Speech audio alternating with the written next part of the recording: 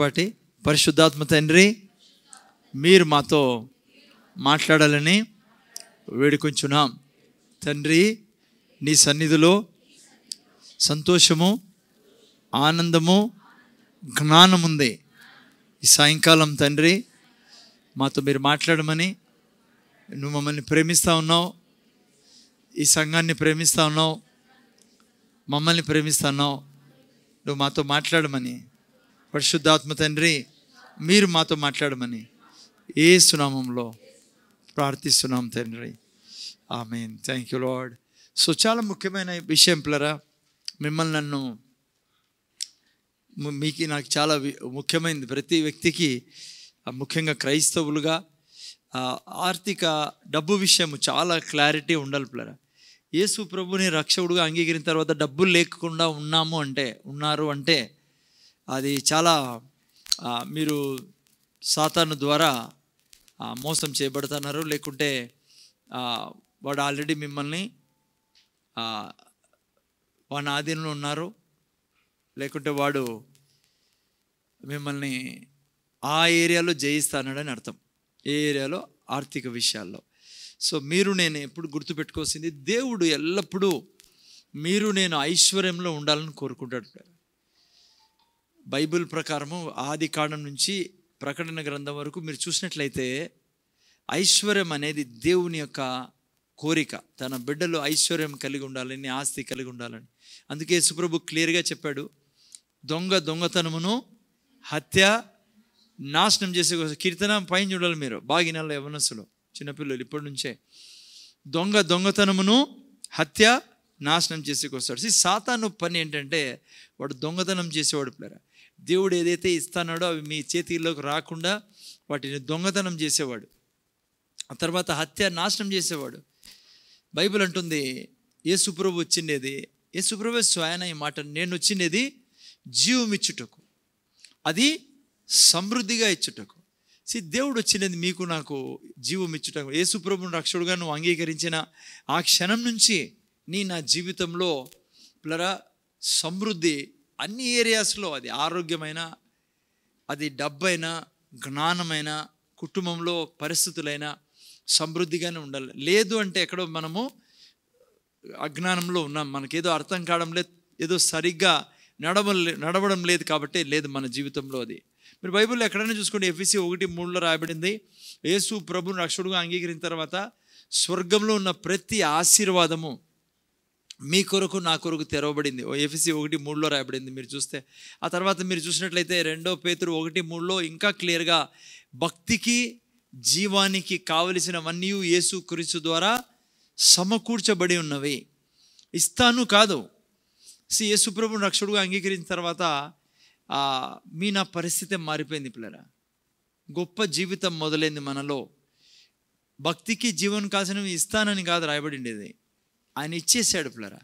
యేసు ప్రభు సమస్త దారిద్ర్యాన్ని తీసుకొని, మరణాన్ని తీసుకొని మనకు జీవం ఇచ్చింది దేవుడు. అందుకే ఈవెన్ పాత నిబంధన గ్రంథంలో కూడా మీరు చూసినట్లయితే 35:27 కీర్తనలో ఏమన్నాడు, దావీదు కీర్తనకారుడు రాస్తాడు అక్కడ, తన భక్తుల యొక్క క్షేమం, తెలుగులో భక్తుల యొక్క క్షేమం చూసి యెహోవా ఆనందిస్తాడు రాయబడి. ఇంగ్లీష్లో చాలా బాగా రాయబడింది 35:27లో. పెడతావునైనా మీరు ఇంగ్లీష్లో చూస్తే ప్రాస్పెరిటీ అని రాయబడింది. ఇంక తెలుగులో క్షేమము అని రాయబడింది, ఇంగ్లీష్లో ప్రాస్పెరిటీ అని రాయబడింది.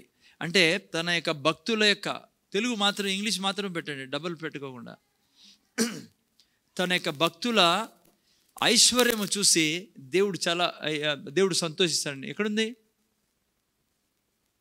ఇంగ్లీష్లో? 35:27.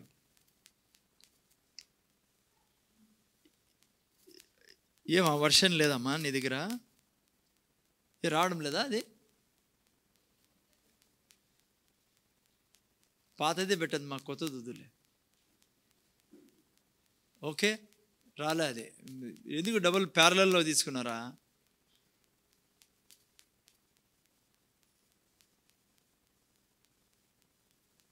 ఓకే, ఇంగ్లీష్లో చూసినట్లయితే టైం లేదులేండి. దేవుడు కూడా అక్కడ రాయబడింది ఏంటంటే ఆయన చాలా సంతోషిస్తాడని రాయబడింది. దేవుడికి సంతోషం మీరు నేను డబ్బులు కలిగి ఉండడం, మీరు నేను ఆస్తులు కలిగి ఉండడం దేవుడు చాలా ఆనందిస్తాడు పిల్లలు దాన్ని బట్టి. ఓకే, సో మీరు చూసినట్లయితే బైబిల్లో ఎక్కడ చూసినా కూడా తన యొక్క బిడ్డలు ఐశ్వర్యంలో ఉండాలనేది దేవుని కోరిక. గత 2-3 వారాలుగా 3-4 వారాలుగా 3 యోహాను 2వ వాక్యం కూడా మనం చూసుకుంటా ఉన్నాం. ఏమని రాయబడింది అక్కడ? అన్ని విషయములందు మీరు వర్ధిల్లాలి, మీరు ఆత్మలో వర్ధిల్లుచున్న కొలది అన్ని విషయాల్లో వర్ధిల్లాలి. ఆరోగ్యంలో వర్ధిల్లాలని రాయబడింది అక్కడ. ఆ తర్వాత మనస్సులో మీరు ఆత్మలో వర్ధిల్లాలని రాయబడింది. అన్ని విషయంలో అన్నప్పుడు ఇక మిగిలిపోయినది ఏంటంటే డబ్బు విషయంలో కూడా, ఆర్థికంగా కూడా మీరు నేను వర్ధిల్లాలి అనేది దేవుని యొక్క కోరిక పిల్లరా. ఓకే, సో దాన్ని బట్టి నేను అర్థం చేసుకోవాల్సింది ఏమంటే దేవుడు ఎప్పుడు కోరుకోడు బేదరికంలో ఉండడం. మనం సాతాను యొక్క బోధ పిల్లరా, సాతాను మన చేతుల్లో డబ్బు లేకుండా ఉండాలనేది వాడి కోరిక. అది పొరపాటున ఏం జరుగుతుందంటే చాలామంది క్రైస్తవుల్లో ఉన్న ఇబ్బంది ఏంటంటే నిజంగా డబ్బు అనేది చెడ్డది అనుకుంటారు. డబ్బు ఉంటే భక్తిలో ఉండలేము. చాలామంది బోధించడం కూడా మనం చూస్తూ ఉంటాం. చాలామంది బోధిస్తూ ఉంటారు, ఇది డబ్బు లేకుండా ఉంటే భక్తిగా ఉంటాము, దీనత్వంతో ఉంటాము, దేవుని దగ్గర వినయంతో ఉంటాము, డబ్బు ఉంటే గర్వం వస్తుంది. అది లేదు పిల్లలు, అట్లా కాదు. కానీ నువ్వు డబ్బు గురించి బైబిల్ ఏం చెప్తుందో క్లియర్గా అర్థం చేసుకుంటే, నేను వింటానరా, డబ్బు గురించి బైబిల్ ఏం చెప్తుందో క్లియర్గా నీకు బోధిస్తే నువ్వు అర్థం చేసుకుంటే నువ్వు డబ్బుని ఎప్పుడు ప్రేమించావు, దేవుణ్ణే ప్రేమిస్తావు. దేవుణ్ణి తల మీద పెట్టుకుంటావు, డబ్బుని కాళ్ళ దగ్గర పెడతావు. సమస్య ఏమంటే చర్చిలో, క్రిస్టియానిటీలో ఉండే పెద్ద ప్రాబ్లం ఏమంటే డబ్బు గురించి ప్రీచ్ చేయరు చర్చిలో. ఈండి అడుగుతారు, అదేమో ఉంది, ఆ అవసరం ఉంది, ఈ అవసరం ఉంది, ఆ మీటింగ్స్ ఉన్నాయి అనౌన్స్ చేస్తారు. కానీ సంఘంలో క్రైస్తవుల్ని డబ్బు విషయంలో డీటెయిల్గా తీసుకెళ్లరు. మీరు చాలా తక్కువ సంఘాల్లో చూస్తారు డబ్బు గురించి డీటెయిల్గా ప్రీచ్ చేయడం, డబ్బు గురించి ప్రీచ్ చేయడం. అందుకే జనరల్లీ క్రైస్తవులు ఏమనుకుంటారంటే డబ్బు ఉండడం వలన చెడిపోతారని. ప్రీచర్స్ కూడా చెప్తారు, డబ్బు ఉంటే నువ్వు గర్వపడతావు, డబ్బు ఉంటే విశ్వాసంలో నిలబడలేవు. కొన్ని వాక్యాలు బైబిల్లో నుంచి తీసుకొని అక్కడ 2 తిమోతి మనం చూస్తాము 6వ అధ్యాయంలో అక్కడ ఏం రాబడిందంటే డబ్బుని ప్రేమించడం వలన చాలామంది తమ విశ్వాసాన్ని పాడు చేసుకున్నారు. డబ్బుని ప్రేమించడం వలన, డబ్బు వలన కాదు. సో పాయింట్ ఏంటంటే ఇక్కడ మీరు గత 4-5 వారాల నుంచి చెప్తాను, మీరు వినండి. మన యూట్యూబ్లో మన దీంట్లో వేసి పెట్టారు. ఎందుకంటే క్రైస్తవుడుగా నీకు డబ్బు గురించి అర్థం కాలేదనుకో, నువ్వు దేవుని చేతిలో నుంచి డబ్బులు తీసుకోలేవు. ప్లస్ నువ్వు జీవితంలో బీదరికంలో ఉండాల్సి వస్తుంది. యేసుప్రభు ద్వారా నీకు ఐశ్వర్యం ఇచ్చి ఉన్నా కూడా. సో అందుకని జ్ఞానం చాలా అవసరము ఈ యొక్క ఫైనాన్సెస్, డబ్బు గురించి. సో ఇది పెద్ద అబద్ధము. డబ్బు ఉంటే మనం దేవుణ్ణి ప్రేమించము, డబ్బు ఉంటే దేవునికి వినయంగా ఉండలేమనేది అది నిజం కాదు. అందుకే నేను చెప్పాను కదా మీకు, డబ్బుల గురించి చక్కగా నేను బైబిల్లో అర్థం చేసుకుంటే డబ్బుని మనం ఎప్పుడు ప్రేమించాం పిల్లరా, దేవుణ్ణే ప్రేమిస్తాం. ఓకే, సరే మీరు గత వారాల్లో విన్నారు కాబట్టి మీరు మళ్ళీ తీసి చూడొచ్చు. సో మనము ముఖ్యంగా మరి ఈరోజు కూడా నేను ఏం చేస్తే మన చేతుల్లో ఎప్పుడు దానం ఉంటుంది. ఎందుకంటే బైబిల్ మొత్తం ఎక్కడ బైబిల్లో మీరు తీసినా కూడా దేవుడు ఎప్పుడు కోరుకోడు నువ్వు నేను బేదరికంలో ఉండేదానికి. అసలు బైబిల్ ఏమంటుందంటే ఆయన ఐశ్వర్యవంతుడు అయి ఉండి మన కొరకు దారిద్రుడు ఆయనని రాయబడింది పిల్లరా. ఎందుకు? మనల్ని ధనికులుగా చేయడానికి. అర్థమైందా? సో మెయిన్గా మనం చూసుకుంటా ఉన్నాం, డబ్బు దాచుకోవడం అనేది చాలా చెడ్డ అలవాటు పిల్లరా. దేవుణ్ణి నమ్ముకున్న బిడ్డలు మీరు నేను డబ్బుని పొదుపు చేయడము, దాచిపెట్టుకోవడము, పిసినారితనం అనేది నా చేతుల్లో డబ్బు రాకుండా చేస్తుంది. దేవుడు ఎల్లప్పుడూ మన చేతుల్లో డబ్బు మల్టిప్లై చేయాలని కోరుకుంటాడు. మల్టిప్లై తెలుగులో ఎవరికి తెలియదు, మల్టిప్లై అనే పదం కదా. హెచ్చించడము ఏం కదా, విస్తరించడం కాదు, మల్టిప్లికేషన్. లైక్ హెచ్చించడమే అనుకుందాం సింపుల్గా మనం. మల్టిప్లై అంటే మీకు అర్థమైంది కదా. చూడండి నాతో పాటు ఒక వాక్యం తీయండి. 1 కొరింథీయులకు రాసిన పత్రిక 3వ అధ్యాయం 5, 6, 7 వాక్యాలు చదవండి. అక్కడ రాయబడింది దేవుని గుణం ఏంటంట, దేవుడు ఏం చేస్తాడో అక్కడ రాయబడింది చూడండి. మల్టిప్లికేషన్ చేసే దేవుడు ఆయన. ఓకే, చదవండి. ఎవరైనా ఫాస్ట్గా తీసుకోవాలా, టైం తక్కువ ఉంటుంది బైబిల్ స్టడీలో. 3 పెట్టుకోండి మైక్స్, చదవండి. అపోలో ఎవడు? చూసారా, అపోలో ఎవడు, పౌలు ఎవడు? పరిచారకులే కదా. ఒక్కొక్కరికి ప్రభువు అనుగ్రహించిన ప్రకారము వారి ద్వారా మీరు విశ్వసించి. నెక్స్ట్ వాక్యం చదువు. ఇప్పుడు జాగ్రత్త, మెయిన్ వాక్యం ఇది. నేను నాటి తిని అపోలో నీళ్లు పోసెను, వృద్ధి కలుగ చేసిన వాడు దేవుడే. చూసారా ప్లరా, ఎప్పుడు కూడా వృద్ధి కలుగజేసేవాడు ఎవరు? దేవుడు. నాటి తిన నేను, అపోలో నీళ్లు పోసినాడు. అంటే మీరు నేను ఎప్పుడు విత్తేవాళ్ళంగా ఉండాలా. ఎప్పుడైతే మనం విత్తుతామో, అందుకే దేవుడు డబ్బును కూడా విత్తనంతో పోల్చాడు. నువ్వు ఎప్పుడైతే డబ్బును విత్తుతావో, బైబిల్ ఏమంటుందంటే దేవుడు ఏం చేశాడంట? అభివృద్ధి కలగజేసేవాడు పిల్లరా, వృద్ధి కలగజేసేవాడు. ఓకే, సో అందుకనే మీరు నేను ఎప్పుడు డబ్బుని విత్తేవారిగా ఉండాలి పిల్లరా. డబ్బుని దాచిపెట్టుకునే వాళ్ళుగా ఉండకూడదు. అమ్మ ఇంటాను సరిగ్గా. నా పిల్లల పెళ్ళిళ్ళు అమ్మ అర్థమవుతుందా? స్కూల్లో చదువులు, పిల్లల చదువులు బ్రదర్.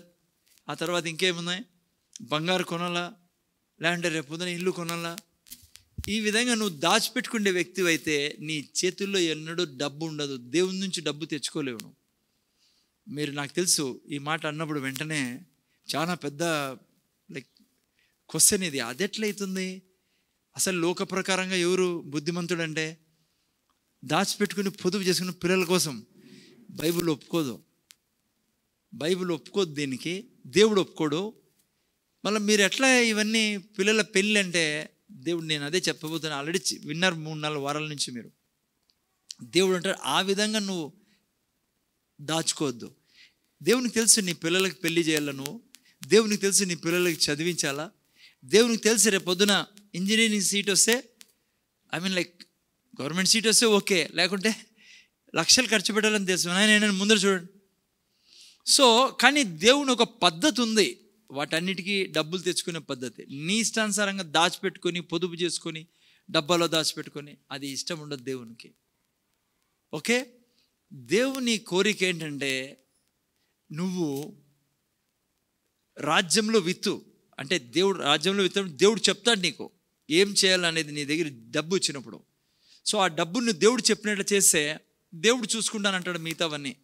పెళ్లి చేయాలని నాకు తెలుసు, నీ ఎక్కడి నుంచి డబ్బు తేయాలో నాకు తెలుసు, అది దేవుడు భారం. మనం దేవుడి మీద భారం వేయాలి మనం. ఓకే, ఎనీహౌ, సో డబ్బు దాచిపెట్టుకోవడం అనేది అది మన జీవితంలో ఉండకూడదు పిల్లలు. చాలా చెడ్డ అలవాటు అది. అందుకే చూడండి, ఒక భాగం మనం చదువుకుందాం. మత్తయి సువార్త 25వ అధ్యాయం 24 నుంచి చూడండి. ఎవరన్నా చదవండి. ఆల్రెడీ చదివిన భాగం. నేను కొత్త విషయాలకు వెళ్ళాలి, నేను ఇది కొద్దిగా చెప్పి వెళ్తా. ఓకే, చదువు నాయనా. తరువాత ఒక తలాంతు తీసుకున్న వాడును. తెలుసు కదా మీకు ఈ స్టోరీ. 5 తలాంతులు, 2 తలాంతులు, 1 తలాంతు. దేవుడు యేసు ప్రభు స్టోరీ చెప్తున్నాడు. ఇది డబ్బు గురించి మాట్లాడుతున్న చాలా ఇంపార్టెంట్ ప్యాసేజ్ ఇది. యేసు ప్రభు ఈ యొక్క విషయాన్ని చెప్తున్నాడు డబ్బుల గురించి. ఒక అతనికి 5 తలాంతులు ఇచ్చారు, ఇంకో అతనికి 2 తలాంతులు ఇచ్చాడు. ఓకే, 5 తలాంతులు ఏం చేశాడు? మల్టిప్లై చేసి 10 తలాంతులు తీసుకొచ్చాడు. అంటే 5కి 5 తీసుకొచ్చాడు. 2 తలాంతులు వాడు 2కి 2 తీసుకొచ్చాడు అనమాట. ఓకే, కానీ 1 తలాంతు వాని గురించి మనం చదువుతున్నాం. ఏం చేశాడు ఈ 1 తలాంతు వాడు? తరువాత 1 తలాంతు తీసుకునిన వాడును వచ్చి, అయ్యా నీవు విత్తని చోట కోయువాడును, చల్లని చోట పంట కూర్చుకొని వాడునైనా కఠినుడవని నేను ఎరుగుదును గనుక నేను భయపడి వెళ్ళి నీ తలాంతును భూమిలో దాచిపెట్టి తిని, ఇదిగో నీది నీవు తీసుకోనమని చెప్పెను. చూసారు, ఈ వ్యక్తి ఏం చేశాడు? దాచిపెట్టినాడు పిల్లరా. తనకిచ్చిన తలాంతుని దాచిపెట్టినాడు. మిగతా వాళ్ళు దాచిపెట్టలే, మిగతా వాళ్ళు దాన్ని దేవుడు చెప్పినట్లు చేశాడు. ఇప్పుడు మనం చూసుకున్నాం, దేవుడు ఏం చేశాడు? అభివృద్ధి పరిచేవాడు. దాచుకున్నాడు ఈ వ్యక్తి. ఏమంటున్నాడు యేసు ప్రభు ఈ వ్యక్తి గురించి? చదువునైనా. అందుకు అతని యజమానుడు వానిని చూచి, సోమరివైన చెడ్డ దాసుడా. చూసారా పిల్లరా, మన ప్రకారం చూస్తే మంచోడు ఈ వ్యక్తి. ఎందుకంటే ఏం చేశాడు? దాచిపెట్టుకున్నాడు. ఏమైనా తాగి చెడగొట్టుకున్నాడా, లేదంటే ఏమన్నా జూదం ఆడా? ముగ్గురు ఎవరు తెలుసా?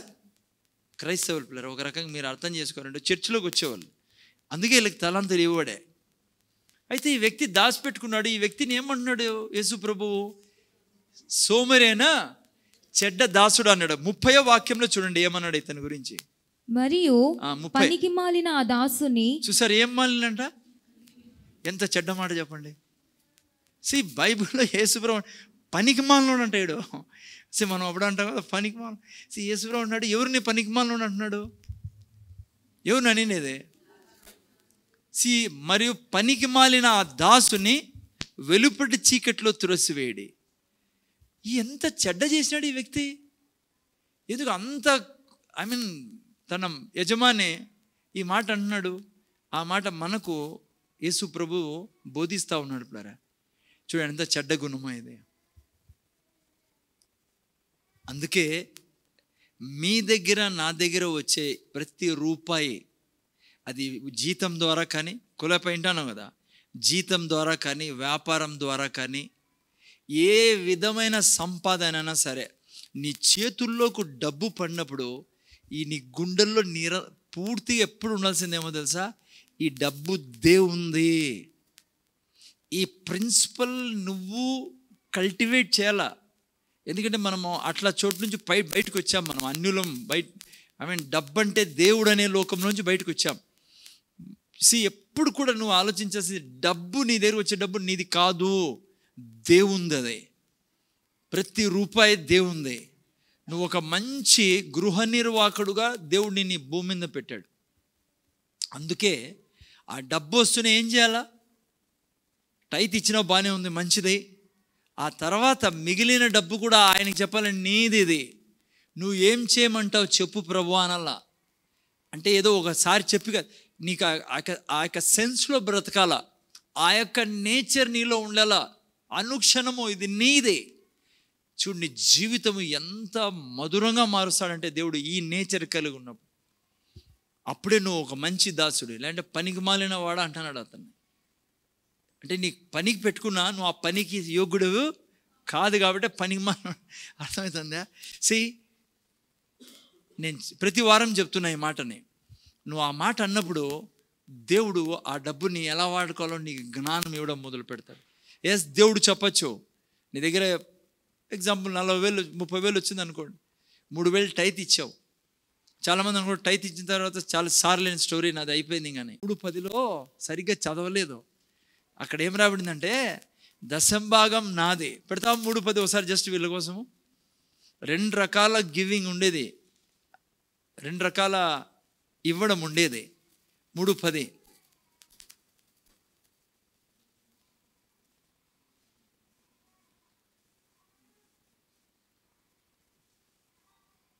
3:10 ఎవరు చదవండి, బైబిల్లో చదవండి ఏం రాయబడింది. చూసారా? నా మందిరంలో ఆహారం చదువు, నేను ఆహారం ఉన్నట్లు 10వ భాగం అంతా మీరు నా మందిరం నిధిలోనికి తీసుకురండి. దీన్ని చేసి మీరు శోధన ఆకాశవాణిలో పట్టుదల విస్తారం దీవెనలు కుమ్మరించదును.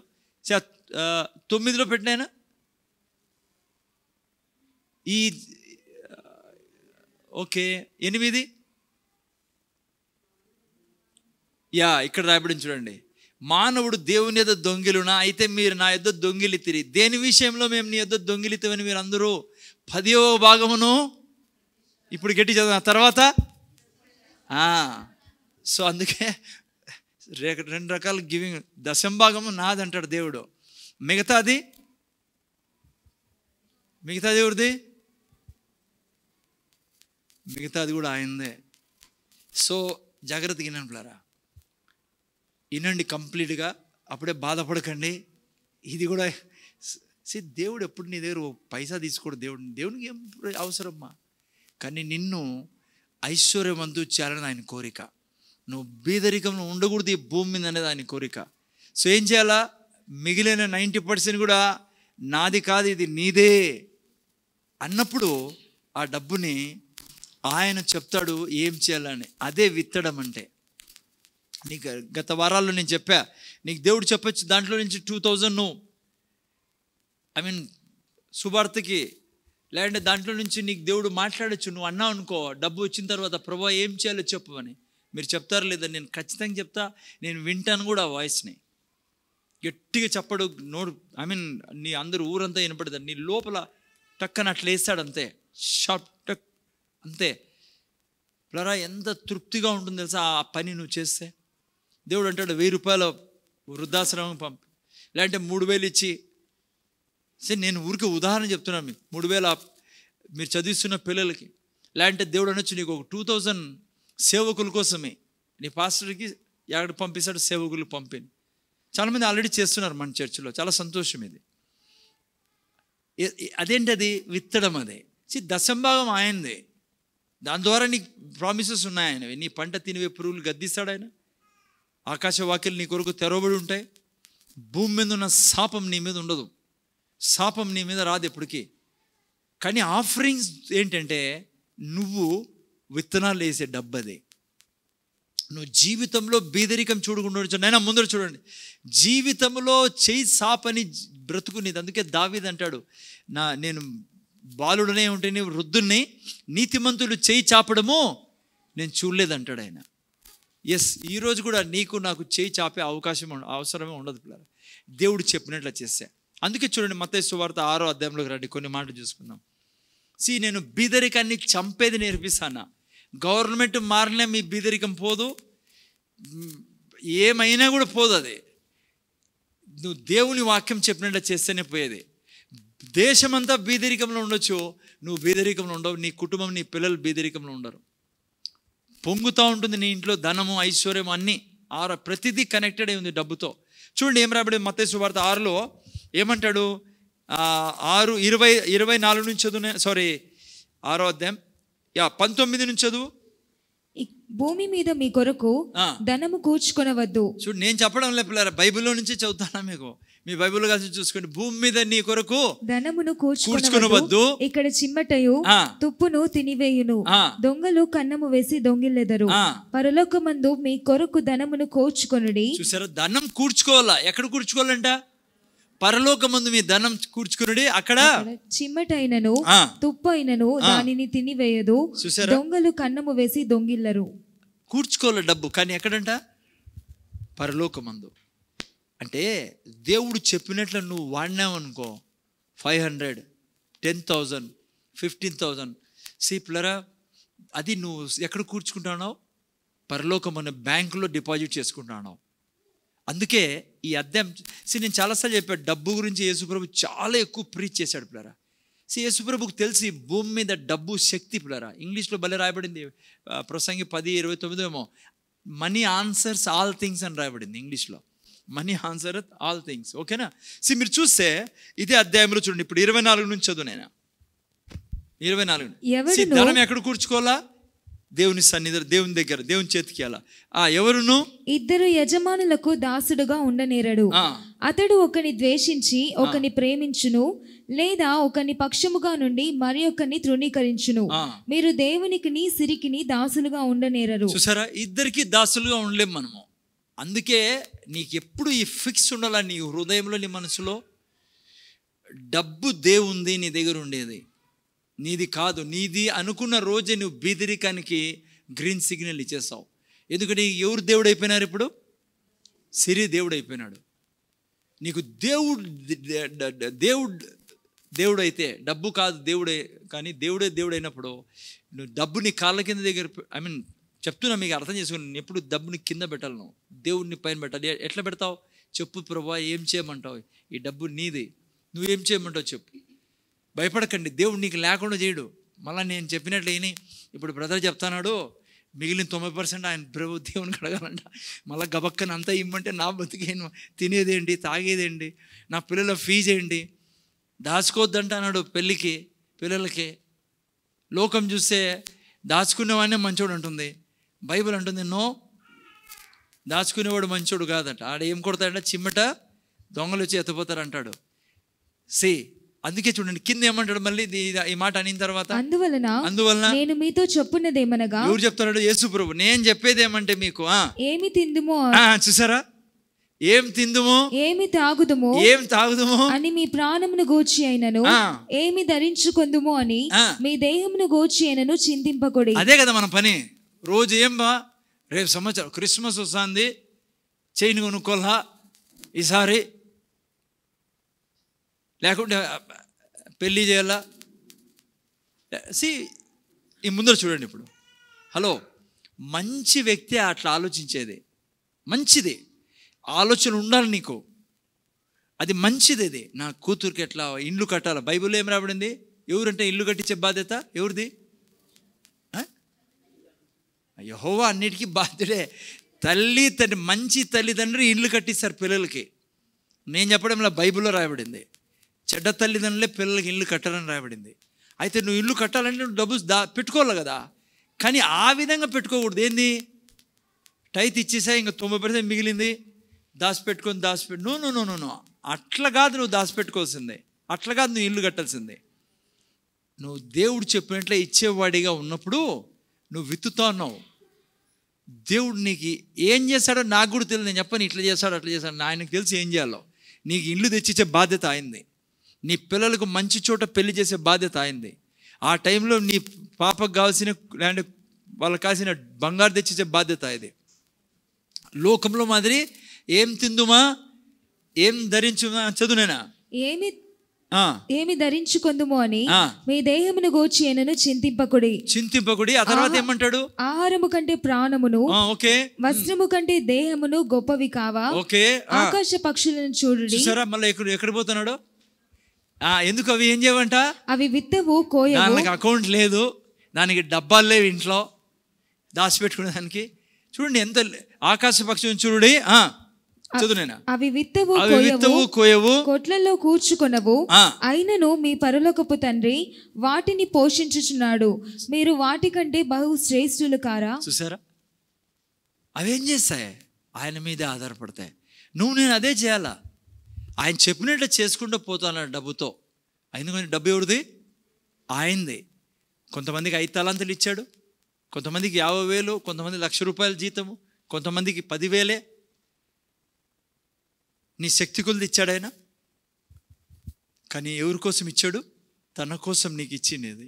ఈ భూమి మీద ఆయన డబ్బు, ఆయన నువ్వు ఏం చేయాలి, మల్టిప్లై చేసే విధానం ఏంటి, విత్తడం. ఆయన చెప్పినట్లు డబ్బు దాచిపెట్టుకుంటే అంతే ఉంటుంది, విత్తితే మల్టిప్లై అవుతుంది పిల్లరా. ఓకే, అందుకే విత్తనాలతో పోల్చాడు డబ్బుని అని. కింద ఏమంటాడు, ఆ తర్వాత వాక్యం చదువునేనా, మీలో ఎవడు చింతించుట వలన మీలో తన ఎత్తు 3 ఎక్కువ చేసుకోగలడు. ఆ విధంగా చింతించి దాచిపెట్టుకుని నిన్న వారం మొన్న వారం చెప్పా, దాచిపెట్టుకుంటావు. కరెక్ట్గా అది ఏదైనా కొనాలన్నప్పుడు తక్కువ పడతాయి డబ్బులు కదమ్మా. ఎంతో చింతతో దాచిపెట్టుకుంటాడు. నువ్వు కొనాలనుకున్నప్పుడు రేట్లు డబల్ అయిపోయి ఉంటాయి, మళ్ళా ఆడో అప్పు చేయాల్సి వస్తుంది నీకు. కానీ ఆయన బ్యాంకులో వేసినావు అనుకో, ఆ రేట్ ఎంతన్నా ఉన్నాయి, ₹1,000 లీటర్ పెట్రోల్, కానీ నీ స్కూటర్లో నీ బండిలో పెట్రోల్ ఉంటుంది. ఎందుకంటే ఆయన ఆ రేటుకి తగ్గట్టు నీకు డబ్బు ఇచ్చేవాడు. అర్థమైంది. నెక్స్ట్ వాక్యం చదువు నేను పెట్టినా. వస్త్రములు గూర్చి మీరు చింతింపనేలా అడవి పువ్వులు ఎలాగూ ఎదుగుచున్నవో ఆలోచించుడి. అవి కష్టపడవు, ఒడకవు. నువ్వు ఎందుకు కష్టపడతావు, ఎందుకు దిగులు చింత, ఏమవుతుందో నా భార్య నా పిల్లలు, అవన్నీ నువ్వు చింతపడద్దు నువ్వు. ఓకే, ఆ తర్వాత నెక్స్ట్ వాక్యం పెట్టినా. అయినను తన సమస్త నెక్స్ట్ వాక్యం పెట్టు. ఓకే, స్కిప్ చేయి, ఇంకా టైం ఇంకా ముందుకు పోనైనా. నేడుండి కాబట్టి ఏమి తిందుమా, ఏమి త్రాగుందుమా, ఏమి ధరించుకుందుమా అని చింతింపకుడి. అన్యజనులు వీటి విషయమై, ఎందుకంటే వాళ్ళని చూసి నువ్వు పరిగెత్తద్దు. సార్ మా ఇంటి పక్కన ఆమె LIC కడుతుంది, కరీంగూడ డిపాజిట్ కడుతుంది, వారం అంటుంది. అయ్యో నాకు వాళ్ళకి ఎవరు లేరంట. నెక్స్ట్ వాక్యం చెప్పు, ఏం రాబడిందో తిప్పునైనా. ఇవన్నీ మీకు కావాలనని మీ పరలోకపు తండ్రికి తెలియను. వారికి ఎవరు లేరు, తండ్రి లేడు పిల్లరా. మీ పరలోకపు తండ్రికి తెలిసి ఏం కావాలో మీకు. నెక్స్ట్ వాక్యం చూడండి ఏం రాబడిందో. కాబట్టి మీరు ఆయన రాజ్యమును నీతిని వెతుకుడి, అప్పుడు అన్నీ మీకు అనుగ్రహింపబడును. ఏంటివి, వాళ్ళు ఏ దానికైతే చింతిస్తున్నారో నీకు అనుగ్రహింపబడతాయి. నువ్వు చింత దిగులు పెట్టుకోవాల్సిన పనిలా. నీ దగ్గర ఉండాల్సింది ఏమో తెలుసా, రాజ్యం కోసం ఎతికే హృదయం. ఏం రాజ్యం కోసం అంటే, బైబిల్ చదువుతాను, ప్రార్థన చేస్తాను, చర్చికి వస్తాను, అది కాదు. అది ఓకే, అది మీరు చేయాలా. రాజ్యం కోసం అంటే ఆయన ఏం ఆలోచిస్తాడు, నా ద్వారా ఏం చేయాలని కోరుకుంటున్నాడు, అది చేయడము రాజ్యం కోసము పని చేయడం అంటే, రాజ్యం ఎతకడం అంటే. నువ్వు డబ్బు ఆయనదని బ్రతికేటప్పుడు ఆయన్ని కట్టాడు. 3,000 ఆ పాపకి, 5,000 వాళ్ళకి, 2,000 అటు పంపించి, సరే గాస్పల్కి ఇంతే. నువ్వు ఈ హృదయం కలిగి ఉన్నప్పుడు ఆ డబ్బంతా నువ్వు దేవుడు చెప్పినట్లు వాడుతున్నావు అనుకో, అది రాజ్యానికి ఇవ్వడము, రాజుకి ఇవ్వడం. నువ్వు నేను చెప్తున్నా పిల్లరా, బీదరికాన్ని వేర్లతో సహా పీకి పడేసే అలవాటు ఇది. అలా చేసినప్పుడు ఇప్పుడే మనం చదువుకున్నాం, ఏది కొద ఉండదు పిల్లరా. నేను అనుభవంతో చెప్తాను మీకు, అనుభవంతో. భయపడకండి. దేవుణ్ణి అడిగితే దేవుడు పంచి అంటే మా పరిస్థితి నో, నీకు ఇవ్వమంట అన్నాడు అంటే ఆయన తిరిగి మల్టిప్లై చేసి ఇచ్చేదానికి. ఓకే, ఆ నెలలో రాకపోవచ్చు, 6 నెలలో రాకపోవచ్చు, కానీ గుర్తుపెట్టుకో, ఎక్కడ జమ చేసావు నువ్వు. చాలామంది అంటారు, బ్రదర్ ఎట్లా వినేది అని. చాలామంది అడుగుతారు కూడా నాకు, ఇల్లు లేరు ఈరోజు అడిగిన వాళ్ళు. ఓకే అని నాకేమో వినపడుతుంది పిల్లరా. చిన్న ఉదాహరణ చెప్తాను మీకు. నిన్న సాయంత్రము ఒక ఆయన వచ్చి నాకు చిన్న గిఫ్ట్ ఇచ్చాడు, అంతే. జస్ట్ ఆఫర్ 2000 ఇచ్చాడు. జస్ట్ మీకు ఓపెన్గా చెప్తున్నా, దాచుకోకుండా. నేను వెంటనే అడిగా, ప్రభు ఏం చేయమంటావు? సరే, తనేదో కృతజ్ఞతతో ఇచ్చాడు నాకు, పాస్టర్ అని చెప్పేసి. వేరే చర్చ్ అతనులేండి, మన చర్చ్ కాదు, వేరే చర్చ్ నుంచి వచ్చి అదే పనికి ఇచ్చిపోయాడు నేను. సో కొంతమందికి తెలుసు అనుకుంటా, వీళ్ళు తలలు ఒప్పుతున్నారు అంటున్నారు. So I said like, lord what should I do with this? Immediately నేను పుల్పిట్ మీద నిలబడి చెప్తాను, ఇది నీ పర్సనల్ కోసం వాడుకో అన్నాడు ఆయన. ఎందుకంటే నాకు 4-5 రోజుల నుంచి ఆలోచిస్తాను, వేరే చోటికి పోలే, నాకు కొద్దిగా డబ్బు కావాలా నా పర్సనల్ యూజ్ కోసం. నాకు అది కూడా చెప్పాను, నీకు కావాలి కదా, నువ్వు అడుగుతుంటే కదా, చిన్న అమౌంట్ అయినా కూడా. సో నేను వింటాను పిల్లరా. అందుకే నేను గ్యారంటీగా ధైర్యంగా చెప్పగలను.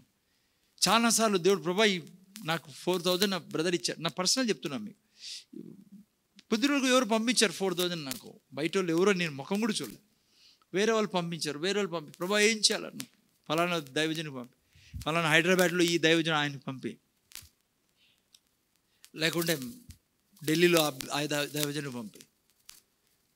అంటే చాలాసార్లు ఆ వ్యక్తికిను, ఆ పాపకిను నేను చెప్పాను, నేను ఎవరికి ఇస్తాను, ఎవరికి ఎక్కడ పంపిస్తాను. నాకు చాలా సంతోషం వేస్తుంది పిల్లరా.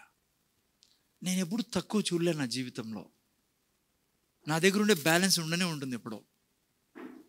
అబద్ధం కాదు నేను చెప్తాను అది. అలా కాకుండా లోకస్తుల్ని చూసి వాళ్ళు ఆడ చీటీ కట్టుకుని, డోకరా కట్టుకున్నారు. డోకరానేనా, టోకరానా, డాకరా.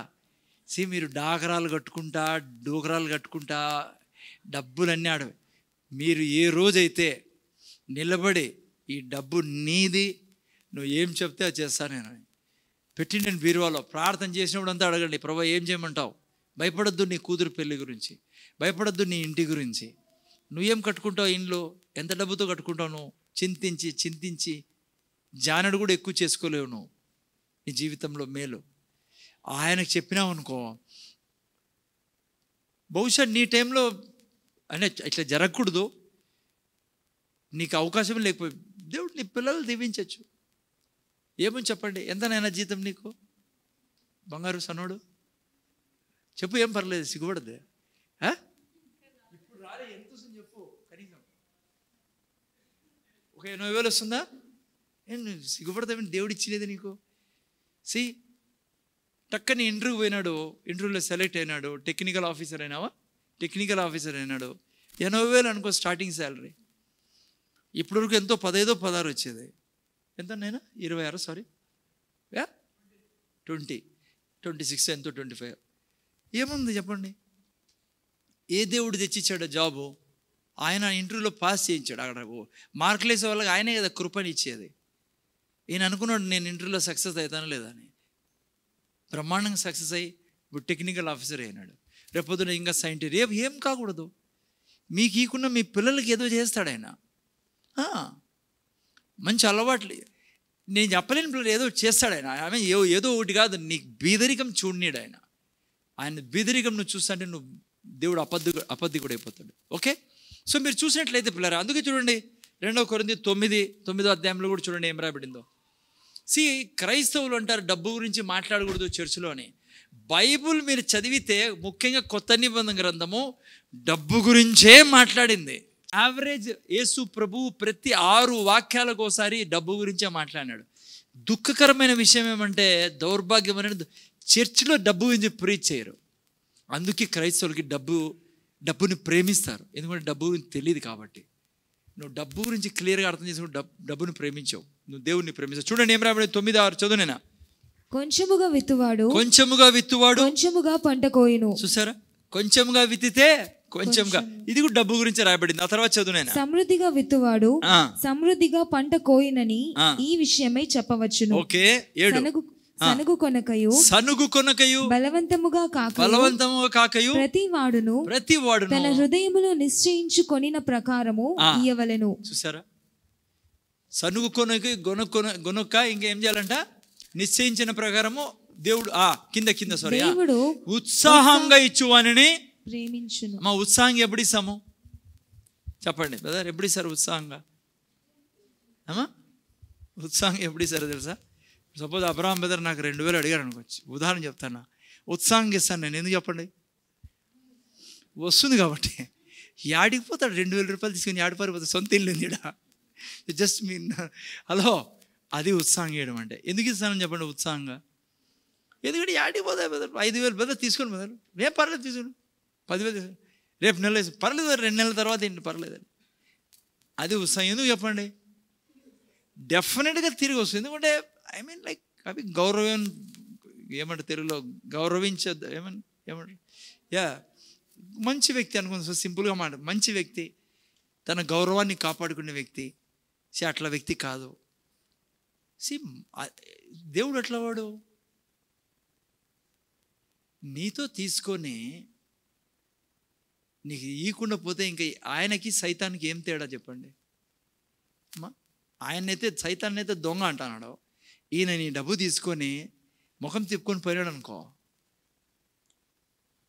అది ఉత్సాహం ఇవ్వడం అంటే. అందుకే ధైర్యంగా ఇస్తానండి. నిన్న అంటే జస్ట్ మీరు అర్థం చేసుకోవాలని నేను ఇట్లా ప్రీచ్ చేస్తాను. 2000 నాకు చేతిలో పడతానండి, ఏం చేయాలో చెప్పు అంటే నేను, ఎందుకంటే నాకు తెలుసు ఒకవేళ ప్రభు చెప్పిన ఫలానా చోటికి పంపించేసేది అని ఇమ్మీడియట్గా పంపించేవాడిని నేను. ఎందుకు తెలుసా, నేను దాచిపెట్టుకుంటాను అనుకున్నారా, నా దేవుని తెలుసు నాకు ఎప్పుడు వెళ్ళో అప్పుడు. నా జీవితంలో మిరాకల్ చూశాను పిల్లరా. నేను ఈ స్థలం చాలామంది చెప్పాను, అదే టైం లేదు కానీ వేరే చాలా విషయాలు చెప్పాలి.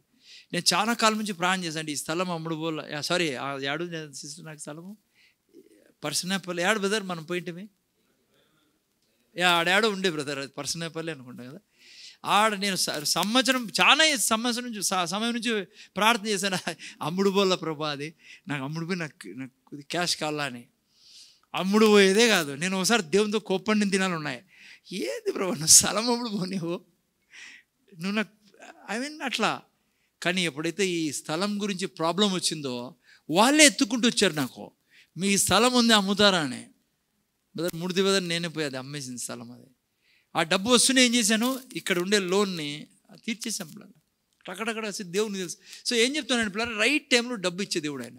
నీకు ఈరోజు మీ అమ్మ నాన్న ఆస్తి లేకపోవచ్చు, మీ తాతల ఆస్తి లేకపోవచ్చు, దేవుని ఆస్తి అంతా నీదే, నువ్వు వారసుడివి ఆయనకి. ఆయన దగ్గర ఉండే ప్రతి రూపాయి నీది. అంతేకాదు ఆయన ఏమన్నాడు, జత వారసుడు నువ్వు ఎవరితో? యేసు ప్రభుతో. దీని గురించి మీరు వింటే చాలా సంతోషం. రానున్న దాన్ని చూసుకుందాం. జాయింట్ హెయిర్ అంటే ఏంటో అర్థము, వారసుడు అంటే అర్థం ఏంటో. అందుకే ప్లరా ఆయన మీకు ఇమ్మనేది. ఎందుకంటే ఆయన తిరిగి ఇచ్చేటప్పుడు నీ జీవితానికి సరిపోయేంత ఇస్తాడు, నీ పిల్లలకి సరిపోయేంత ఇస్తాడు. నేను చెప్తున్నా, ఈరోజు నువ్వు బీదరికంలో ఉన్నావంటే నువ్వు డబ్బుని ప్రేమించి ఆయన చెప్పింది చేయకపోవడం వల్లనే ఆర్థిక ఇబ్బందులు ఉండేది ఈరోజు. అర్థమవుతుంది ఎప్పుడారా? ఓకే, ఇక్కడ చూస్తే మీరు 8వ వాక్యంలో ఎందుకు డబ్బు ఇచ్చి ఉండేదంట. 8వ వాక్యం చెప్పినాయన, మరియు అన్నిటి యందు ఎల్లప్పుడూను మీలో మీరు సర్వ సమృద్ధి గలవారై ఉత్తమమైన ప్రతి కార్యము చేయుటకు దేవుడు మీ ఎడల సమస్త విధములైన కృపను విస్తరింప చేయగలడు. ఎందుకు డబ్బులు ఉండేది? నువ్వు మంచి పని, ఉత్తమమైన ప్రతి కార్యం చేయుటకు. డబ్బులు దాచుకునే కాదు నైనా, ఏం తింటామో ఏం తాగుతామో, రేపు పిల్లల ఫీజు ఎట్లా, రేపు స్కూల్ ఎట్లా, నీకేం తెలుసులే ఉండాలని నేను కాదన్నాను. ఒక మంచి తల్లిదండ్రులు ఏం చేస్తారంటే జాగ్రత్త పడతారు. కానీ నీకు దేవుడు అంటున్నాను అనుకో, ఏదో ఇది చేయని నువ్వు భయపడిపోయి, మా రేపొద్దున పిల్లలు పెళ్ళెట్లా, అయ్యో వద్దు అన్నావా అక్కడే నీకు దేవునికి కట్ ఆఫ్ అవుతుంది ఆర్థిక ఆశీర్వాదాల విషయంలో. అందుకే పక్షులు చూడండి, గడ్డి చూడండి, ఎంత వైభవంగా నేను అలంకరించానో. వాటికి చూడండి ఎంత చక్కటి అన్నం పెడుతున్నాను నేను. అవి చింతపడుతున్నాయా? మీరు వాటికంటే శ్రేష్ఠులు కారా? లోకంలో వాళ్ళు ఏం తినాలా, ఏం దేవుడు లేడు కాబట్టి. మీకు బైబిల్ అంటుంది, మీ తండ్రికి తెలుసు మీకు ఏం కావాలో.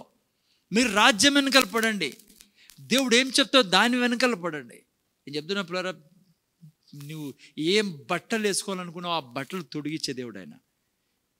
నువ్వు ఊరికే అనుకుంటావు, ఆ బ్రదర్ ఎంత మంచి షర్ట్ వేసుకున్నాడు, ఆ స్కూటర్ ఎంత బాగుంది, ఆ కార్ ఎంత జస్ట్ నువ్వు అనుకుంటే సార్. నేను చెప్తున్నా, నా జీవితంలో ఉండే ఆశీర్వాదం అట్లా వచ్చినట్టు పిల్లరా. మళ్ళీ ఏంది ఏమన్నా 420 చేయాలంటే మా తాతలాసులు ఏం లేదు, జస్ట్ అంతే ప్రభా కారు ఫినిష్ అంతే, ప్రభా ఇల్లు. ఎందుకంటే ముందు నుంచే మాకు నేర్పించిన మా దైవజనులు ఈ విషయాలు నేర్పించారు మాకు. డబ్బుని ప్రేమిస్తే మాత్రం డబ్బు పరిగెట్టిపోతుంది మన దగ్గర నుంచి. దేవుణ్ణి ప్రేమిస్తే డబ్బు కాళ్ళ దగ్గర పడేస్తుంది తెచ్చి. ఓకే, మీరు ఆ తర్వాత చూస్తే వెదజల్లి, నెక్స్ట్ వాక్యం పెట్టాను, వెదజల్లి దరిద్రులకి ఇచ్చి, అతడు వెదజల్లి దరిద్రులకు ఇచ్చెను, అతని నీతి నిరంతరము నిలుచును అని రాయబడి ఉన్నది. చూసారా, వెదజల్లి నువ్వు ఇచ్చినప్పుడు నీకేం కొద ఉండదు పిల్లలు. విత్తువానికి విత్తనమును తినుటకు ఆహారమును దయచేయు దేవుడు మీకు విత్తనము దయచేసి విస్తరింపచేసి, మీరు ప్రతి విషయములో పూర్ణోదార్యము భాగ్యము గలవారగునట్లు. దేవుని కోరిక చూడండి, భాగ్యము. ఇది కొత్త నిబంధన, ఇది పత్రికల్లో రాయబడింది. ఇది పూర్ణ ఔదార్యం, భాగ్యము గలవారవునట్లు మీ నీతి ఫలములు. నువ్వు భాగ్యం సంపాదించాలంటే నువ్వు నీతిమంతుడై బ్రతకాలి భూమి మీద. అంటే నీతి ఫలములు, దేవుడి కోసం నీ డబ్బు, ఆత్మరక్షణ కోసం, సంఘం కట్టేదాని కోసం నీకు ఇది ఉండాలా. నీ పిల్లల గురించి, నీ యొక్క బట్టల గురించి, నీ యొక్క కారు గురించి, నీ యొక్క ప్రతి దాని గురించి ఆయన చూసుకుంటాడు. అందుకే దావీదు ఒక మంచి మాట అంటాడు పిల్లరా, యెహోవా నా కాపరి, నాకు నాకు లేమి లేదు. ఎందుకంట ఆయన కాపరి కాబట్టి. ఏ రోజు యేసుక్రీస్తును రక్షకుడుగా అంగీకరించామో ఆ రోజు నుంచి దేవుడు మన కాపరి. దుఃఖకరమైన విషయం ఏమంటే ఈ కీర్తన 23వ కీర్తన యాడ్ చదువుతారు తెలుసా? సమాధుల్లో చనిపోయినప్పుడు చదువుతారు. వాళ్ళ కోసం ఇది. ఎవరి కోసం? చనిపోయిన వాళ్ళ కోసం. యెహోవా నా కాపరి, వాళ్ళ కోసం కాదు, అది మన కోసం, బ్రతుకుండే వాళ్ళ కోసం. తప్పేం లేదు వాళ్ళ కోసం చదవడం కూడా. ఎందుకంటే ఆ కీర్తనలో ఒక మాట రాయబడింది, నేను చిరకాలం యెహోవా మందిరంలో. తప్పేం లేదు. ఎందుకంటే నేను చాలాసార్లు చెప్పా, ఈ భూమి మీద ప్రతి ఒక్కరూ సమాధి వరకే నీతో వచ్చేదే. ఎంత ప్రీతిగా ఉన్నా కూడా మీరు లైలా మజ్నులైనా భార్యాభర్తలో ఈ ఆటోకి వస్తాడు ఆయన, సమాధి వరకే వచ్చేది. సమాధి తర్వాత అందరూ వాపసు రాసిందే. ఎన్ని చూసాను నేను. కానీ సమాధి తర్వాత నీతో నడిచేవాడు ఒకడు ఉన్నారు. ఎవరో తెలుసా? ఆయన మీ నా ఆరాధ్య దైవము యేసు ప్రభు పిల్లరా. అందుకే ఆయన్ని ఈ లోకంలో ఎవరికంటే ఎక్కువ స్థానం, ఎవరికి తనకంటే ఎక్కువ స్థానం ఈకండి దయతో. నేను చెప్తున్నా, భూమి మీద నువ్వు దేవునికి మొదటి స్థానం ఇస్తే నీ భార్య పిల్లలు నీ చుట్టే ఉంటారు, నీ బంధువులు నీ చుట్టే ఉంటారు. నువ్వు ఎప్పుడైతే ఈయన్ని పక్కన పెడతావు ప్రభుని, ఇంకా ఎక్కడ కూడా నువ్వు సంతోషం ఉండవు, ఎవరు దగ్గర ఉండరు నీకు. అందుకే సమాధి దాటిన తర్వాత ఉండేది మమ్మీ డాడీ కాదు, ఆయన. సమాధిని నిన్ను దాటించింది ఆయన, సమాధి తర్వాత నీతో నడిచేది ఆయన. అందుకే యేసుప్రభుని దూరం చేసుకోకు. ఓకే, విషయం చూస్తే మీరు పిల్లరా, ఆ కీర్తన ఇప్పటి కొరకు రాయబడి ఉండేది, ఈ కాలం, ఐ మీన్ లైక్ మన లైఫ్ కొరకు రాయబడింది, ఇప్పుడు ప్రజెంట్ లైఫ్ కొరకు, చనిపోయిన తర్వాత కోసం కాదు. అందుకే కీర్తన కాదు, యెహోవా నా కాపరి, ఏం లేదు నాకు లేమీ లేదు పిల్లరా. Now gospel. క్రైస్తవులు ఉండే ఇంకో పెద్ద సమస్య ఏనండి ప్లీజ్, ఎక్కడైనా సువార్త చెప్పేటప్పుడు, మీరు దేవుని గురించి మాట్లాడేటప్పుడు, ఇది తప్పేం కాదు. అయ్యా నువ్వు చనిపోతే నరకానికి వెళ్తావు, ఆ తర్వాత నీకు ఇక్కడ నువ్వు యేసుప్రభువుని నమ్ముకోకుంటే రక్షణ ఉండదు, పాపక్షమాపణ లేదు నీకు, చెప్పాల, తప్పేం లేదు. నేను అది కాదను, అది 100%, అది డెఫినెట్, అది ఆ మాట రానే రావాల. కానీ దాంతో పాటు చాలా ఉన్నాయి సువార్త అంటే. సువార్త అనే పదం సోజో అనే పదం గ్రీక్లో వాడిండేది పిల్లరా. అర్థమైందా? సోజో అంటే ప్రతి దీవెన. నువ్వు నేను సువార్త చెప్పేటప్పుడు చెప్పాలి వాళ్ళకి. ప్రతిదీ ఇచ్చేకు యేసుప్రభు చనిపోయిండేది. ఆరోగ్యం ఇచ్చేకి, ఐశ్వర్యం ఇచ్చేకి, మేలులు ఇచ్చేకి, నీ భర్తను మార్చేకి. నేను లాస్ట్ వీక్ కూడా చెప్పా,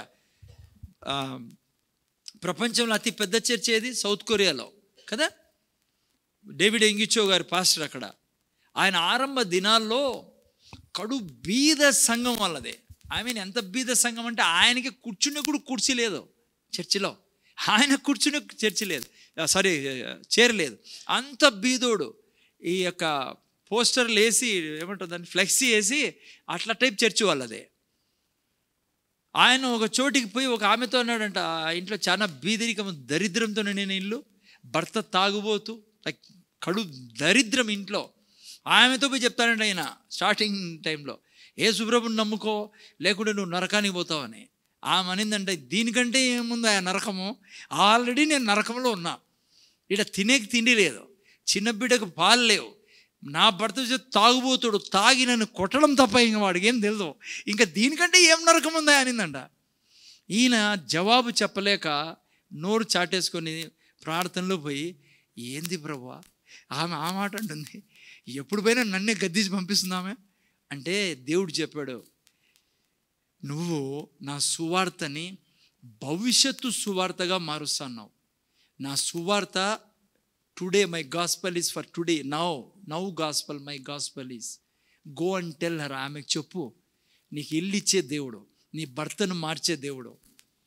వెంటనే మళ్ళీ పోయినాడు అడిగి, నువ్వు యేసుప్రభుని నమ్ముకో దేవుడు దీవిస్తాడన్నప్పుడు మళ్ళా అనిందంట, ఉండే కనీసం ఏమన్నా ఇస్తాడని నాకు తల మీద, అదే ఎక్కడ నీళ్ళన్నా ఇస్తాడంటే ఇస్తాడు నా ప్రభువు, నువ్వు నమ్ముకుంటే. నా భర్తను మారుస్తాడా? ఖచ్చితంగా మారుస్తాడు. అందుకే ఆయన చనిపోయాడు, నీ భర్త కోసమే చనిపోయాడు, నీ భర్తను తాగుబోతుల నుంచి విడిపించడానికి ఆయన ప్రాణం పెట్టిండేది. అప్పుడు అనిందంట, అయితే నీ చర్చకు వస్తాను నేనని. అందుకే ఈరోజు చరిత్రలో ఆ సంఘంలో ఉన్న రికార్డ్ ఏంటంటే, 50,000 మందికి పైబడి మిలియనర్లు ఉన్నారు. అదే బీదరిగా కుర్చీ లేని సంఘంలో 50,000 మందికి మించి మిలియనర్లు ఉన్నారు. 500 మంది దాదాపు బిలియనర్లు ఉన్నారు. మీరు చరిత్ర చదివితే ఆ చర్చ్ యొక్క చరిత్ర, సౌత్ కొరియాలో ఏమంటారు, రిసెషన్ వచ్చినప్పుడు, డబ్బులో కొదవ వచ్చినప్పుడు ఈ చర్చ్ గవర్నమెంట్కి డబ్బు ఇచ్చింది. దేవుడు ఏది అబద్ధం చెప్పట్లేరా, నిన్ను అప్పు ఇచ్చేవాడిగా చేస్తాను, నేను అప్పు తీసుకునేవాడిగా కాదు. నువ్వు జనములకు అప్పిస్తావు, పెట్టుకునే స్థలం ఉండదన్న అన్న దేవుడు ఆయన. అదే సంఘంలో, కుర్చీ లేని సంఘంలో ఈరోజు ప్రపంచంలో గొప్ప ధనిక సంఘం అదే. తెలుసా మీకు? మన భారతదేశంలో ఎన్ని సంఘాలు కడుతున్నారు తెలుసా? వాళ్ళు ఎంతమందికి దైవజనులకి డబ్బులు, ఎంతమంది బీదలను చదివిస్తున్నారు తెలుసా? వాళ్ళు నార్త్ సైడ్ పోతే వాళ్ళు ఎన్నో స్కూల్స్ ఓపెన్ చేసి టీచర్లను పెట్టి చదివిస్తున్నారు. జీవితాలు ఒక్క సంఘం ఒక వ్యక్తితో స్టార్ట్ అయ్యేది. దేవుడిని నువ్వు నమ్మాలే కానీ ఏమైనా చేయగలడు ఆయన. కానీ ఏమంటే క్రైస్తవులు ఉండే సమస్య అదే, సరిగ్గా అర్థం చేసుకోవాలి డబ్బుకి. ఈ కీర్తనలో ఆయన ఏమన్నాడు, నీ కొరకు నేను బల్లను సిద్ధపరుస్తా. ఇంగ్లీష్లో బల్ల రాబడింది, I will stretch table before your enemies. దాన్ని కూడా మన వాళ్ళు ఏం మార్చేశాడు తెలుసా? ఏమంటారు దాన్ని? ఆ యొక్క బల్ల ఏమో తెలుసా, ఏమంటారు దాన్ని? గొర్రెపిల్ల యొక్క వివాహం.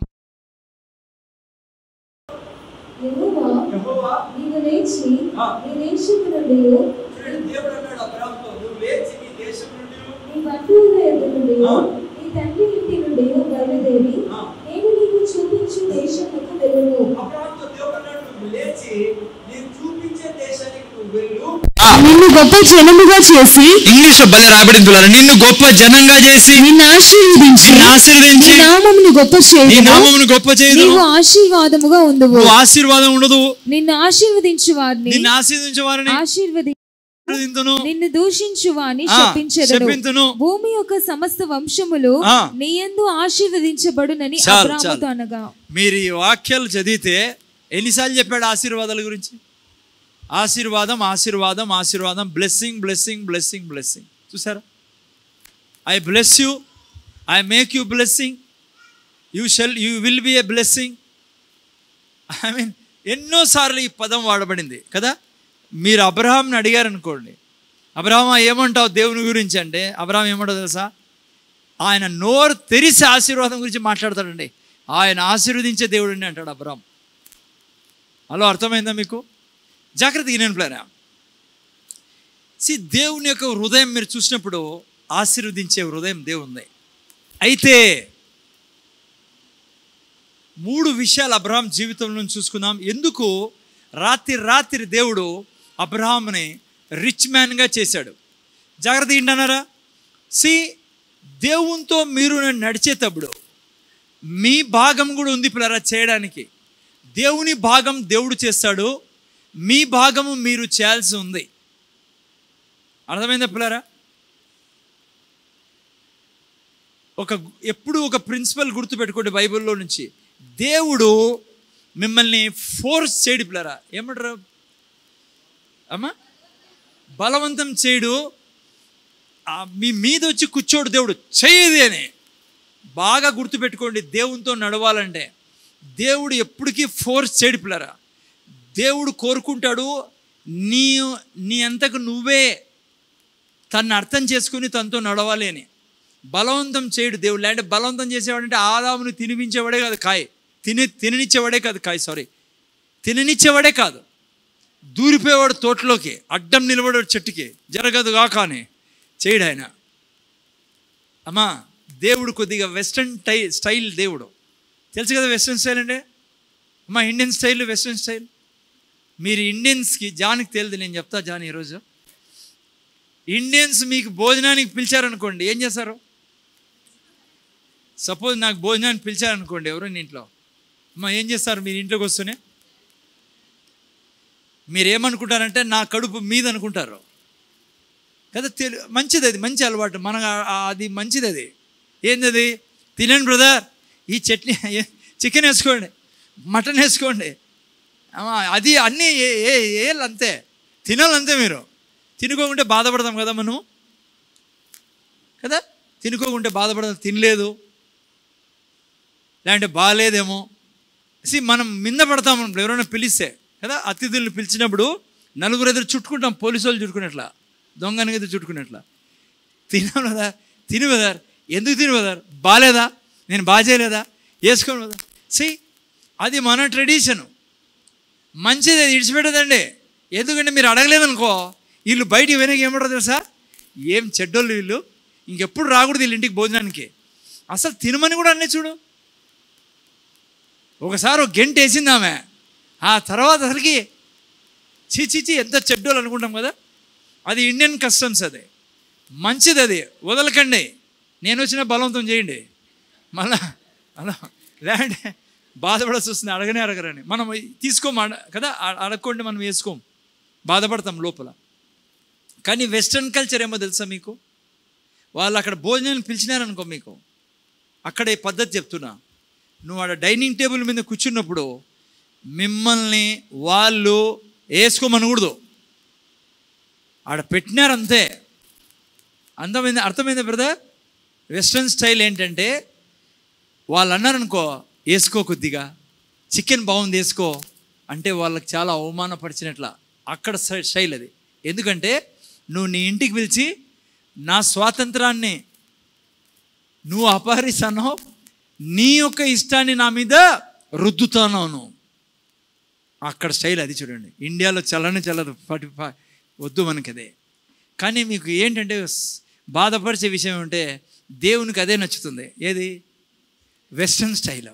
ఆ ఏరియాలో తనతో నడిచే ఏరియాలో, తిండి విషయం కాదు.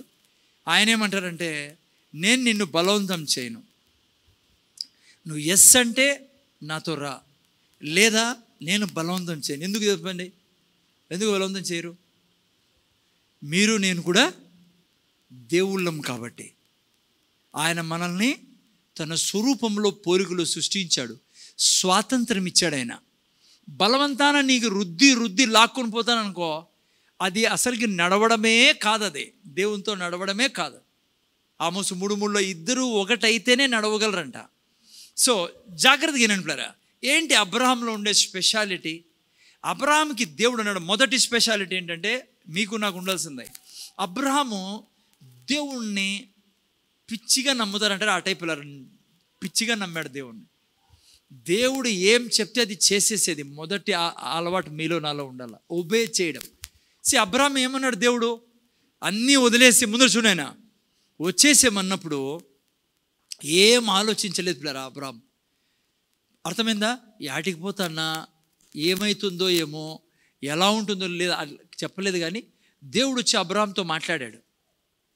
అబ్రాహాం మాట్లాడలే దేవునితో, దేవుడు అబ్రాహాంతో మాట్లాడాడు. అబ్రాహమా, నువ్వు నమ్మి ఈ ఆచారాలని, ఈ పద్ధతుల్ని, ఈ విగ్రహారాధనని, ఈ గబ్బంతని వదిలేసేసి నాతో వచ్చే, నేను నిన్నేం చేస్తా, ఆశీర్వదిస్తా, నిన్ను ఆశీర్వాదంగా చేస్తా, నీ నామాన్ని గొప్ప చేస్తాను, నేను నిన్ను జనంలోకి ఆశీర్వాదంగా చేస్తాను అన్నప్పుడు అన్నీ వదిలే అబ్రాహాము దేవునితో నడిచాడు అనుమానించకుండా. అది అబ్రాహాములో ఉన్న మొదటి గుణం పిల్లరా. మీరేమనుకుంటున్నారు, ఏ కష్టాలు రాలేదనుకున్నారా అబ్రాహాంకి? జాగ్రత్త గిన్నెను పిల్లరా. అబ్రహాము బయటికి అడుగు పెడుతూనే ఫస్ట్ ఏం ఫేస్ చేశాడో తెలుసా మీకు? బైబిల్లో చదివితే మీరు కరువు 12వ అధ్యాయంలో ఇన్ని దీవెనలు చెప్పాడా? చదువుతారు ఎవరన్నా? 12వ అధ్యాయంలో ఇన్ని దీవెనలు పెట్టాడు కదా. 10వ వాక్యంలో జస్ట్ బ్లెస్సింగ్ బ్లెస్సింగ్ బ్లెస్సింగ్ అన్నాడా దేవుడు? అబ్రహాంకి ధైర్యం వచ్చేసింది, బా ఇంత మంచి మాటలు అని. బయటకు వస్తూనే 10వ వాక్యంలో అప్పుడు ఆ దేశంలో కరువు వచ్చెను. చూసారా అమ్మ ఎట్లుంటుంది?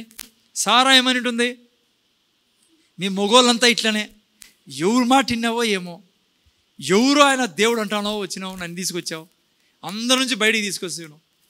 పోనీ కరువు వచ్చింది. ఆ తర్వాత జరిగిన ఇన్సిడెంట్ ఏమో తెలుసా? సారానే ఎత్తుకొని పోయినాడు రాజు వచ్చి. హలో, ఏమైంది? సారానే ఎత్తుకొని పోయినాడు రాజు. ఇప్పుడు నాకు చెప్పు, నువ్వు అబ్రహాం ఏం ఆలోచించాడు? కింద చదివితే మీరు కొన్ని వాక్యాల తర్వాత వచ్చి రాజు ఎత్తుకొని పోతాడు సారాని. ఎందుకంటే అంత బ్యూటిఫుల్ క్వీన్ ఆమె. 60 ఇయర్స్లో, మన ఎట్లుంటామా 60 ఇయర్స్లో అన్నీ ఊడిపోయి కదా. సారా 65లో కూడా కిడ్నాప్ చేసే స్థితిలో ఉందామె. చూసారా మీరు? ఎట్లుంటుంది సారా పరిస్థితి, అబ్రహాం పరిస్థితి ఎట్లుంటుంది ఇప్పుడు? కానీ అబ్రహాం ఎంత మంచోడు తెలుసా? తిరిగి ఎనికి వాళ్ళ ఊరికి పోలే, సనగలే, గొనగలే, దేవుని నమ్మాడు పిల్లరా. ఫస్ట్ పాయింట్ మీకు నాకు ఉండాల్సిందేమో తెలుసా?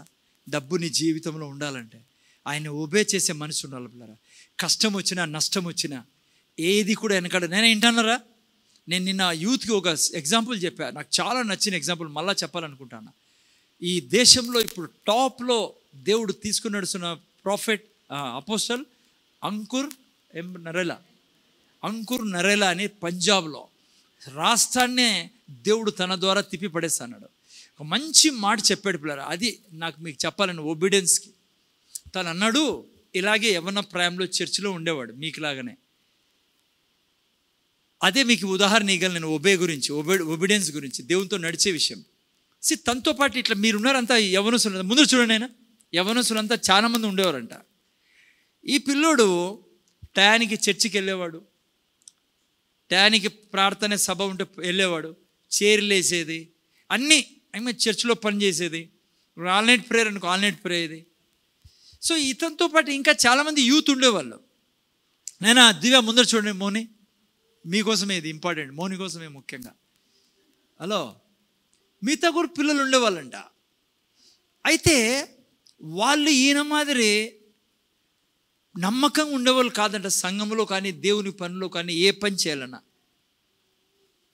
ఈయన ఎప్పుడు ఆలోచించేవాడంట. అది చాలా ఇంపార్టెంట్ పాయింట్. ఏమనంటే, నేను ఎందుకు చర్చ్ టయానికి వెళ్తా అంటే, అదే చర్చ్లో పని అంతా చేస్తానా, పాస్టర్ పని చేస్తా, అంటే ఇంకా ప్రతిదీ చేస్తా అన్న చర్చిలో.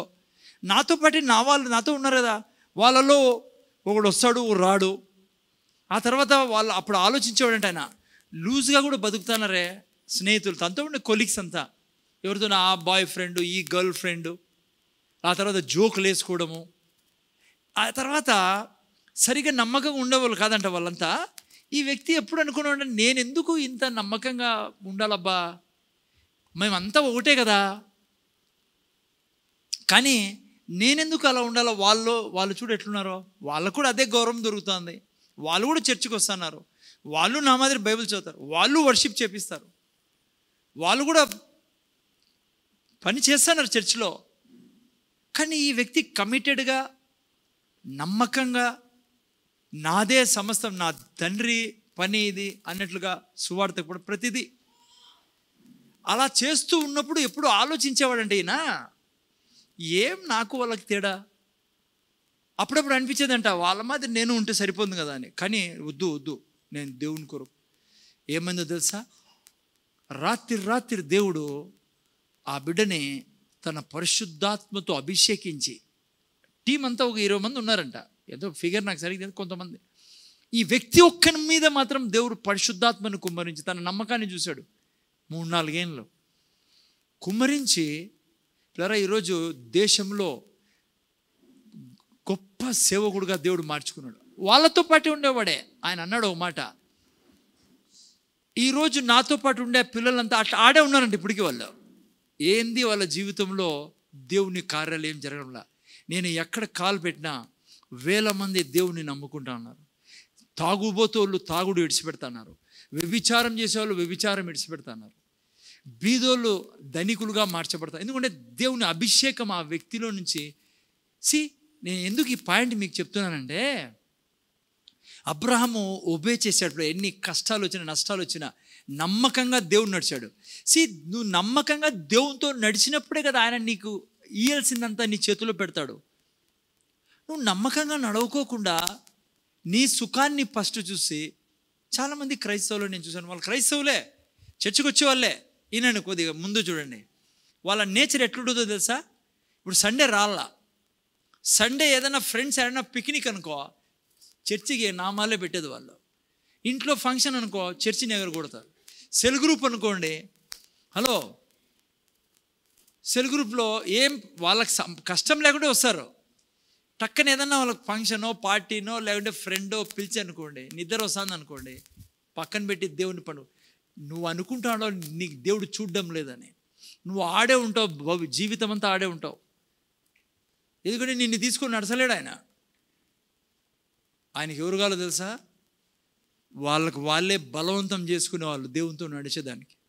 నువ్వు అనుకుంటానో సెల్ గ్రూప్ నువ్వు మిస్ చేస్తా అంటే ఎవడు పట్టించుకుంటానులే, ఇంట్లో పని ఉంది, పండుకుంటానా, బట్టలు ఉతకాలా, ఫ్రైడే ఆలిపోలలే, సండే ఎందుకు పోలలే, చర్చిలో అందరూ చీరలేసంటే వేసుకుంటారులే. నేనే హలో, నేను దేవునితో డీల్ చేస్తాను. ఇది నీ ప్రతి క్షణపు యొక్క విశ్వసనీయత నిన్ను క్షణము అభివృద్ధిలోకి తీసుకెళ్తా ఉంటుంది. నువ్వు అనుకుంటానో ఎవరు చూడడం లేదని, ఆయన కళ్ళు నా జీవితం మీద నిరంతరం నిలిచి ఉన్నాయి. ఎవరు నిష్పక్షపాతంగా శుద్ధ హృదయంతో తనతో నడుస్తారో, అందుకే యవనస్తులు చెప్తానా, మీరు అనుకోవచ్చు ఫస్ట్ నేను sleeping, eating, drinking, then going చర్చికి. వాళ్ళు వేసుకుంటారులే చీరలు, వాళ్ళు కడుక్కుంటారులే, వాళ్ళు తుడుచుకుంటారులే. నా దగ్గర టైం ఏడుంది, ఆమె బిగ్ మ్యాన్. నువ్వు ఏడ బిగ్ మ్యాన్ కాదు, ఆడే ఉంటాను, ఏడున్నావాడ. నువ్వు దేవునితో నమ్మకంగా లేకుండా ఎట్ట నడుస్తాడు నీతో దేవుడు? ఎలా నీకు ఇగలడు? అబ్రహాం చూడండి, ఎన్ని కష్టాలు వచ్చినా తన ఒబీడియన్స్ని వదలలేదు. రెండవది, అబ్రహాం దగ్గర ఉండేది టైం చాలా తక్కువ ఉంది కాబట్టి, పిల్లరా, తన పిల్లడు కంటే కూడా, తన భార్య కంటే కూడా, తన జీవితంలో ప్రధానికంటే ఎక్కువగా ప్రేమించింది ఏదన్నా తెలుసా ఆయన? దేవుణ్ణి. ఫస్ట్ ఒబీడియన్స్, రెండవది ప్రేమ. బైబిల్లో యేసు ప్రభు ఒక చోటు అంటాడు, 14 యోహాను సువార్త 14 14:23 ఏమంటాడు తెలుసా? చదువుతారు ఎవరన్నా? 14:23 పెట్టిన ఆయన. నువ్వు దేవుణ్ణి ప్రేమిస్తావు అనే దానికి గుర్తు చూడండి. 14:23 యేసు, ఒకడు నన్ను ప్రేమించిన ఎడల వాడు నా మాటలు యేసు అన్నాడు, ఒకడు నన్ను ప్రేమించిన ఎడల వాడు నా మాట గైకొనును, అప్పుడు నా తండ్రి వానిని ప్రేమించు. చూసారా, నువ్వు ప్రేమిస్తున్నావు అంటే యేసు ప్రభుని గుర్తేంటి చెప్పండి? ఆయన మాటను నువ్వు గైకొంటావు. ఓకే, దీంట్లోనే 21 కూడా పెట్టినానా? ఇదే ఇదే ఇదే పైన తిప్పు పెట్టిన. నా ఆజ్ఞలను అంగీకరించి వాటిని గైకొను వాడే నన్ను. నువ్వు ప్రేమిస్తాను అని చెప్పి ఊరికే నోటితో చెప్తే కాదు. అబ్రహాము ప్రేమను ఎట్లా చూపించాడు? 100 ఏళ్లలో కొడుకు పుడితే నువ్వు కొడుకును బలి ఇమ్మన్నప్పుడు అబ్రహాము సంతోషంగా వెళ్ళాడు పిల్లరా బలి ఇచ్చేదానికి. ఎందుకు తెలుసా? ఎవరిస్తారు బలి చెప్పండి? ఈగలడా 100 ఏళ్ళలో పిల్లోడు పుడితే? కానీ అబ్రహాంకి బాగా తెలుసు ఈ దేవుడు అన్యాయస్తుడు కాదు, ఈ దేవుడు మంచి దేవుడు, ఈ దేవుడు ఏదన్నా చేయమంటే అన్నాడు అనుకో అది చేయడంలోనే నాకు విజయం ఉందనేది అబ్రహాంకి తెలుసు. అందుకే కొడుకుని ఇచ్చేదానికి సంతోషంగా పోయినాడు.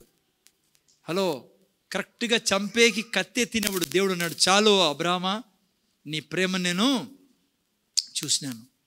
పిల్లరా, నీకు దేవుని సంపద నీతో నడవాలంటే అందుకే అబ్రహాం రాత్రి మిలియనర్ అయిపోయాడు, బిలియనర్ అయిపోయాడు. పిల్లరా, ఆయన కావడం కాదు, ఇప్పటికీ తన పిల్లలు అబ్రహాం పిల్లలు ఇప్పటికీ కూడా ఎక్కడున్నా కూడా ఐశ్వర్యంలో ముఖ్యంగా చూడండి. ఇజ్రాయెల్ దేశం ప్రపంచంలో ధనిక దేశం పిల్లరా, ఒక రకం చెప్పాలంటే వాళ్ళే ప్రపంచాన్ని నడుపుతాండేది. ఈరోజు 5-6 దేశాలతో ఒక్క టైంలో యుద్ధం చేస్తున్నారు.